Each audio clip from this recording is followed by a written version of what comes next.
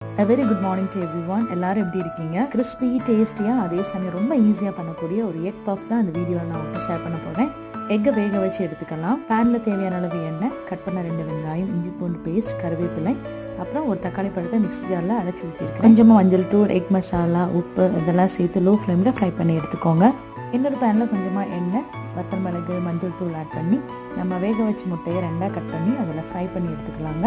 இது கூட கொஞ்சம் உப்பும் கருவேப்பிலையும் கூட நம்ம ஆட் பண்ணிக்கலாம். 2 சைடும் மசாலாலாம் படுற மாதிரி நல்லா திருப்பி போட்டு ஃப்ரை பண்ணி எடுத்துக்கோங்க. நம்ம ப்ரிப்பேர் பண்ணி வச்சுருக்க மசாலா கூட இந்த எக்கை ஆட் பண்ணி நல்லா மிக்ஸ் பண்ணிக்கலாம். ஒரு முட்டையை நல்லா பீட் பண்ணி எடுத்துக்கிட்டேன். பேஸ்ட் ஷீட்டை அப்படி கட் பண்ணி எடுத்துக்கிட்டேங்க. இனி நம்ம ப்ரிப்பேர் பண்ணி வச்சுருக்கிற எக் மசாலாவை அதில் ட்ரான்ஸ்ஃபர் பண்ணி ஃபோல்ட் பண்ணி நல்லா சீல் பண்ணிக்கலாம். இந்த கார்னரோட மடிப்பு எல்லாமே நல்லா ப்ரெஸ் பண்ணி விட்டுக்கோங்க. ஸோ மசாலா வெளியே வராமல் இருக்க பீட் பண்ணி வச்சிருக்கிற எக்கு அது மேலே நம்ம ஸ்ப்ரெட் பண்ணிக்கலாம். அவனை 180 டிகிரிக்கு ப்ரீ ஹீட் பண்ணி வச்சுட்டு அதுக்கப்புறம் ஒரு 30 மினிட்ஸ் பேக் பண்ணி எடுத்துக்கிட்டேன். தேங்க்யூ ஃபார் வாட்சிங் and god bless you all.